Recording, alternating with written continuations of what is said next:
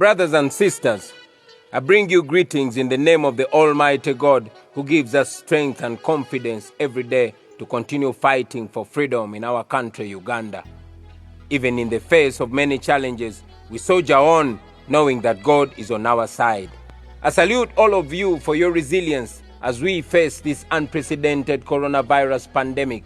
In Uganda's case, the effects of the pandemic have been even worsened by the effects of bad governance. The majority of our people are hungry and simply desperate. In the coming days, together with fellow leaders, we shall come out to give direction to the nation on the way forward.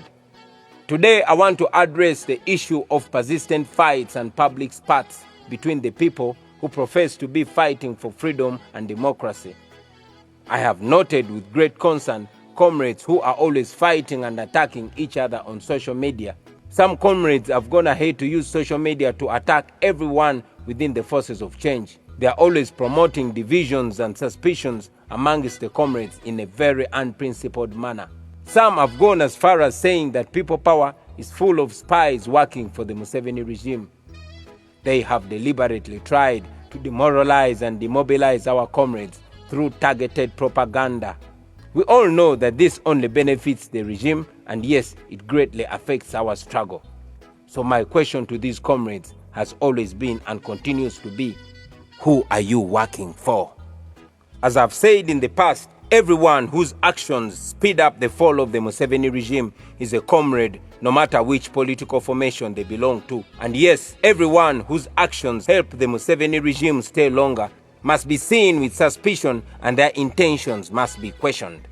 By now, I would expect all of us to understand that a dictatorship like that of Museveni survives through promoting divisions amongst the forces of change. Why is this not obvious to those comrades? All dictators use the same trick. They always plant people to bring confusion in the opposition. They might be pronounced pro-regime people, but they may also pretend to belong to the opposition. In our case, for example, they will attack everyone around the leader except the leader. And the intention is that they want the leader to see everyone around him with suspicion. And of course, if the leader is to fall in that trap, then it could be very dangerous for the struggle as a whole. We must judge everyone by their actions. Until someone declares himself or herself to be against the people of Uganda, it is not our place to declare them spies. Why should we demoralize a comrade who wakes up every morning to mobilize against the dictatorship by calling him or her a spy? Question: am I then saying that the regime will not plant people in our camp? Of course not. All dictatorships survive because they use public resources to compromise people within the struggle. They also use violence, they co-opt the elite, and they unleash propaganda and capture all state institutions, just the way it is happening in Uganda. It is not a secret that Museveni has survived by buying off and compromising people within the forces of change over time. As leaders, we have a mechanism to know who amidst us might be working with the enemy. But I request that the same way you have trusted us with leadership, you trust us to deal with these individuals. We all know that dictators are always in the market, and those who make themselves available for sale will be bought. Some are bought expensively, while others are bought cheaply. It's like slave trade, where the negotiation is for human beings, except that in this case, the dictator not only buys the bodies, but also buys the souls of those people. President Museveni is not bothered about this because he never uses his personal money anyway. He does not sell his cows to buy off his opponents. No, he uses taxpayers' money, our money. The money that you and I work so hard for is what he uses to buy off a few of us, hoping that he will silence the loud voices yearning for change. For example, the money that he charges Ugandans to use the internet every day is more than enough to buy off so many opponents. In financial year 2018-2019, for example, 49.5 billion was collected from the OTT tax. Now, assuming that he was to pay 100 million shillings per person, he would be able to buy off 495 people with this money. Of course, there are some people who think their freedom is much cheaper than that, Therefore, the dictator has enough funds to spend on patronage and bribing. In any case, one of the first things a dictatorship like that of Museveni does is to make people very poor.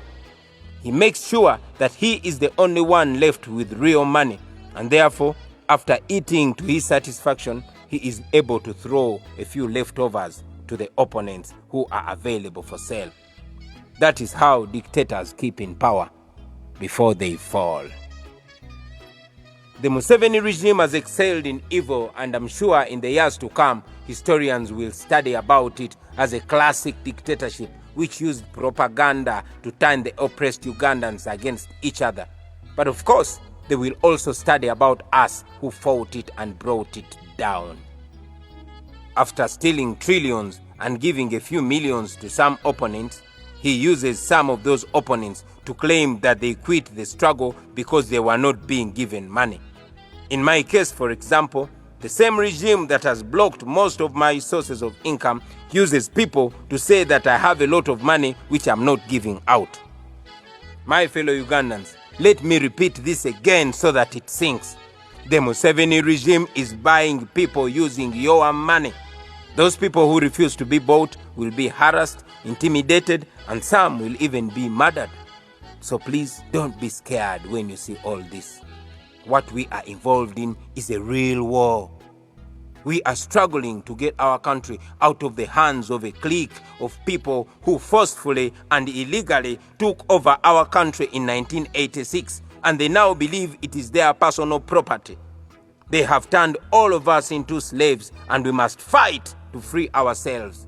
We are fighting to dismantle an empire. There will be casualties, there will be defections, there will be people giving up, there will be sellouts, there will be betrayals. You will be with someone in the morning, and by evening, the person is speaking a completely different language. All this should be expected. But like the scriptures say, those who persevere until the end will be saved. What gives me comfort is the knowledge that those who sell out were never meant for the struggle. Those who choose today's bread over their country's future were never meant for the struggle. Those who choose personal comfort over the suffering of mothers and children were never meant for the struggle. Those who will drive new cars over the graves of murdered comrades, vehicles donated by the regime in appreciation for selling out, they were never meant for the struggle. The struggle, however, shall be won. It shall be won by those ordinary women and men of Uganda who understand that good has always and will always win evil. We shall win in the end because the people of Uganda are on our side. We shall win because history is on our side.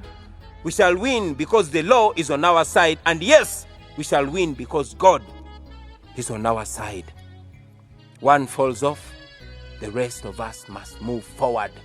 Freedom is coming soon, and it will be our prize. Therefore, comrades, keep your eyes on the prize.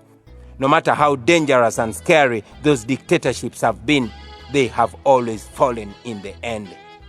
We shall overcome.